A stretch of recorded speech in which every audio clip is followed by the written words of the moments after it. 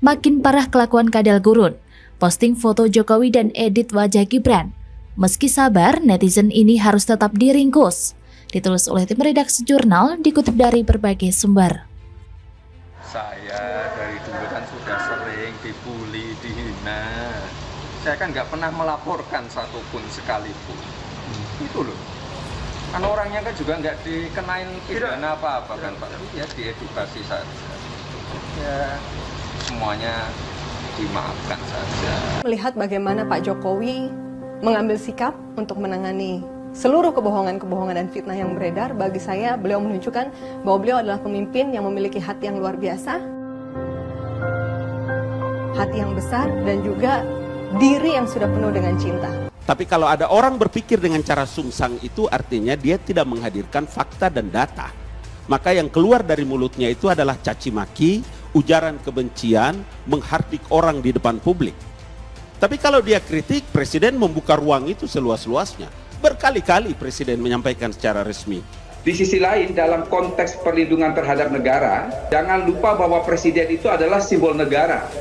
Kalau kepala negara asing saja, harkat dan martabatnya dilindungi dari penghinaan, maka sangat ironi kalau Presiden dan Wakil Presiden kita tidak dilindungi soal harkat dan martabatnya. Seorang netizen di media sosial bernama Anastasia memposting foto Presiden Jokowi dan mengedit wajah putra Jokowi, sekaligus Wali Kota Solo, Gibran Rakabuming. Dalam unggahannya di Twitter, seperti dilihat pada Minggu 19 Juni 2022, netizen itu awalnya membagikan foto Jokowi dan Gibran Rakabuming dengan ekspresi wajah yang sama, yaitu tampak manyun. Terkait foto wajah Jokowi dan Gibran dengan ekspresi sama itu, netizen pun menyebut bapak dan anak tersebut sama saja. Sontak unggahan netizen itu ditanggapi seorang warganet lain, yaitu pengguna akun APW171. Ia mempertanyakan apakah foto Jokowi itu asli atau editan. Menjawab pertanyaan warganet tersebut, netizen Anastasia pun menjawab foto Jokowi itu asli. Ia pun memposting sejumlah foto sang kepala negara dengan ekspresi wajah yang sama. Postingan netizen itu juga menuai komentar dari warganet. Pengguna akun I Love Coach, ia menilai Gibran tentu sama saja dengan Jokowi, lantaran keduanya adalah anak dan bapak. Mengenai komentar warganet itu, netizen Anastasia pun kembali memposting foto Jokowi tengah menutup mata dengan kedua tangannya. Selain foto Jokowi, netizen itu juga membagikan foto wajah Gibran Rakabuming yang telah dia edit dengan lidah meler. Ia pun menyebut ayah dan anak itu memang kompak. Bukan kali ini saja loh, seorang Presiden Jokowi dan putranya Gibran Rakabuming Raka diedit dan dihina sebagai bahan bercandaan. Sudah sering kali, meskipun mereka-mereka yang menghina Jokowi sudah banyak yang ditangkap dan dihukum bui, masih saja bermunculan penyinyir dan tukang provokasi yang tidak kapok. Mereka-mereka ini mungkin polanya sama, yaitu membuat onar, suka bikin fitnah, hoax dan mencaci maki. Selain itu, kebodohan mereka sepertinya menurun dan menular. Soalnya mereka seolah tidak paham dengan konsekuensi dari tindakan semacam itu.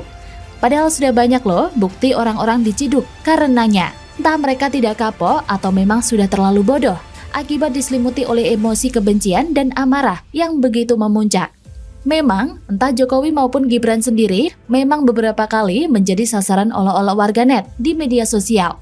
Namun mereka sendiri tidak pernah menanggapi serius unggahan bernada negatif dari warganet seperti di atas. Banyak bukti bahwa Jokowi dan Gibran lebih fokus pada pekerjaan seperti kepala negara dan juga wali kota Solo untuk mensejahterakan rakyatnya. Barangkali di benak Jokowi dan Gibran, melayani warganya jauh lebih berharga daripada energinya habis hanya untuk mengurusi orang-orang atau kumpulan yang iri, dengki, suka fitnah, dan tidak memiliki empati yang kerap menyerang dirinya dan keluarganya. Tapi, dengan sebegitu banyak fitnah, cacian, makian, ejekan, hinaan, dan ancaman, Jokowi tetap sabar. Jokowi tidak pernah mengeluh, apalagi curhat di media sosial. Jokowi tak playing victim. Jokowi tetap seperti biasa, tak berubah sedikit pun. Tak hanya sabar, Jokowi punya sifat yang levelnya di atas sabar. Sikap tersebut dalam Islam disebut dengan halim atau hilim. Hilim itu diartikan tidak mengeluarkan amarah dengan menghukum, padahal dia mampu melakukannya. Jokowi punya sifat hilim. Sebagai presiden, Jokowi punya kemampuan untuk menghukum orang-orang yang menghinanya. Pasalnya jelas, siapa yang menghina presiden bisa dipidanakan, sebab presiden adalah simbol negara. Jika Jokowi mau memanfaatkan kekuasaannya untuk menghukum siapapun yang menjadi musuh dan menghambat kinerjanya sebagai presiden, orang-orang tersebut mungkin sudah tak berkutik. Mau mengucap sepatah dua kata saja sudah tak berani. Jika Jokowi mau seperti Presiden Cina atau bahkan Soeharto, mungkin tak akan ada cacian dan hinaan kepada beliau. Jokowi tidak ingin menyakiti siapapun sobat, meskipun orang tersebut menyakiti Jokowi. Kehalusan dan ketulusan jiwa Jokowi membuatnya ingin merangkul semuanya, ingin menyayangi semuanya. Jokowi termasuk manusia langka, bisa menerima musuh-musuhnya dengan tangan terbuka, dengan penghormatan yang maksimal. Tapi terkadang musuh tersebut tak pernah belajar dan menyadari hal itu. Mungkin saking begonya kali ya. Warga demo tagih janji Anies. Ternyata diam-diam gusur warga Jakarta pakai peraturan bikinan Ahok. Ditulis oleh tim redaksi jurnal dikutip dari berbagai sumber.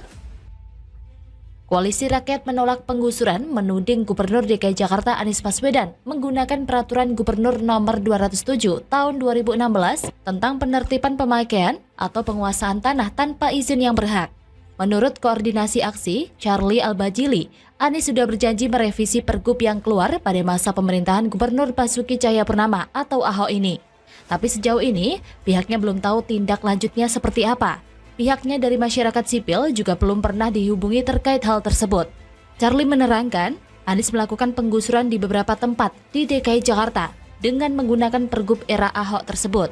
Seperti misalnya di Kebon Sayur Ciracas, Jakarta Timur, hingga Bukit Duri, Tebet Dalam, Jakarta Timur. Terbaru, penggusuran terjadi dengan restu Anies, terjadi di Pancoran Buntu 2, Jakarta Selatan. Melalui Pergub 207 tahun 2016, Charlie mengatakan Anies bisa menyetujui penggusuran tanpa musyawarah, mufakat, hingga pembuktian terlebih dahulu di pengadilan. Selain itu, dalam pelaksanaan Pergub ini, unsur TNI juga dilibatkan untuk menggusur warga yang disertai pelanggaran HAM. Oleh karena itu, Charlie menyebut selama Pergub penggusuran masih ada, maka Anies atau gubernur setelahnya dapat melakukan penggusuran kepada warga secara paksa. Anggota LBH Jakarta itu menjelaskan, angka penggusuran di era Anies memang berkurang jika dibandingkan pada saat Ahok menjabat. Namun, pola penggusuran yang digunakan Anies masih sama seperti yang dulu Ahok lakukan.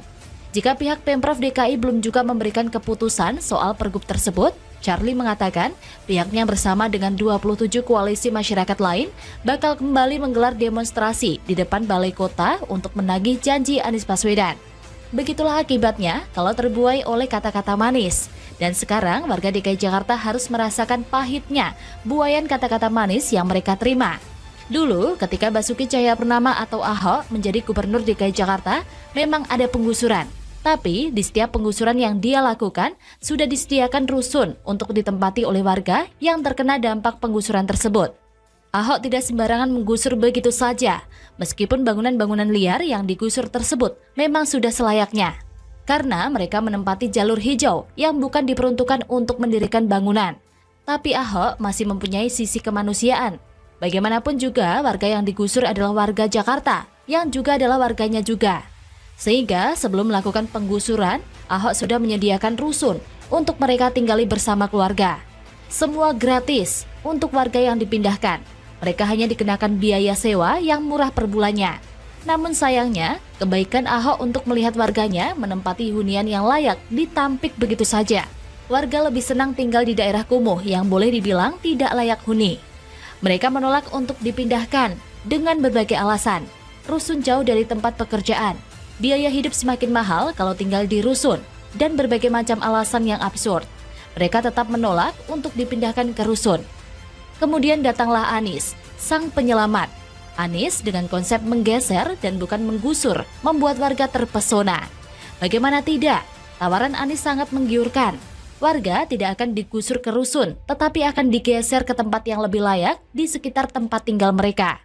Dan selama Anies memerintah, tidak sesuai dengan janji-janjinya, tidak sesuai dengan apa yang telah diucapkannya dulu.